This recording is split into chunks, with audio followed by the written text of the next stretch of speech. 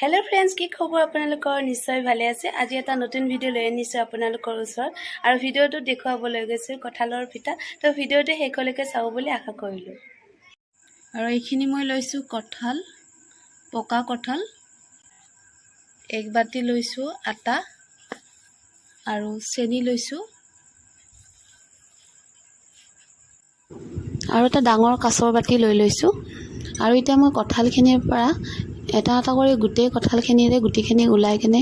লৈ লম তো ভিডিওটো শেষলৈকে চাই থাকিব মই দেখুৱাই আছো কেনেকৈ কি কৰো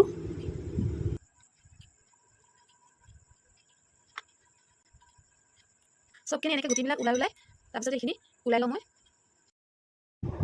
আৰু এতিয়া গুটে কঁঠালখিনিৰ পৰা গুটিখিনি উলাই ৰেডি কৰি ললো আৰু আপোনালোকে যদি এনেকৈ কঁঠালৰ পিঠা বনায় তো আপোনালোকে প্ৰথমতে মিক্সিত দি গুৰি কৰি ল'ব মই কৰি লোৱা নাই মই ডাইৰেক্টলি বনাই দেখুৱাই আছো আপোনালোকক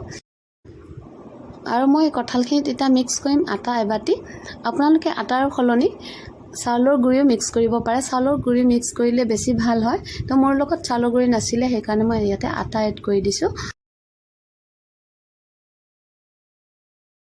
আৰু এতিয়া মিক্স কৰিম চেনি মিঠাটো আপোনালোকৰ নিজৰ ইচ্ছামতে ল'ব পাৰে আৰু কঁঠালৰ মিঠা থাকে যেহেতু তো সেইকাৰণে অকমান কমকে চেনি দি দিছো ইয়াতে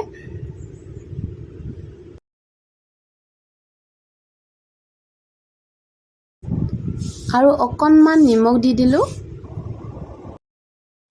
আৰু এতিয়া গুটিখিনি মিক্স কৰিম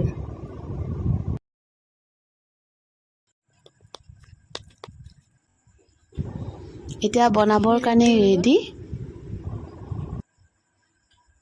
আৰু এতিয়া গেছত এটা কেৰাহী উঠাই দিলো কেৰাহীটো গৰম হোৱাৰ পিছত তেল দি দিম ইয়াতে মিঠাতেল মই ইউজ কৰিছো আৰু এতিয়া তেলখিনি পুৰা গৰম হৈ গল এতিয়া বনাবৰ কাৰণে ৰেডি জুইটো অকমান কমাই দিম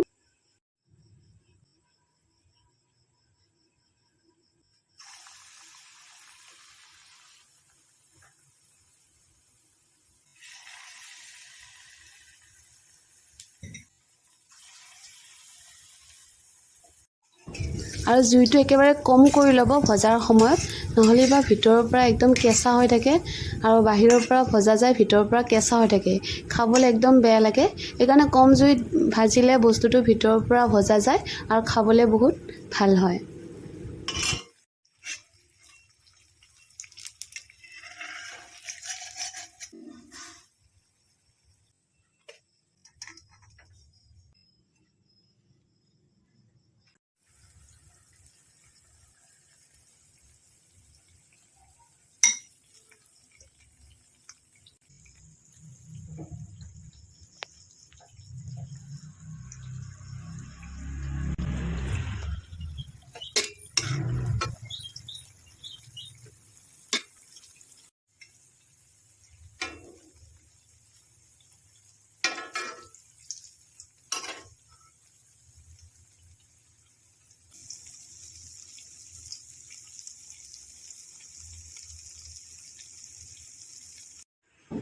আৰু মোৰ কঁঠালৰ পিঠা বনোৱা ৰেডি হৈ গল আপোনালোকেও এনেকৈ কঁঠালৰ পিঠা বনাই খাব পাৰে ঘৰত আৰু যদি ভিডিওটো চাই আপোনালোকে ভাল পাইছে কমেন্ট কৰি জনাই দিব লগতে চেনেলটো সাবস্ক্ৰাইব কৰি দিব নেক্সট আকৌ ভিডিও এটাত আপোনালোকক লগ পাই আছো আজিৰ কাৰণে বাই বাই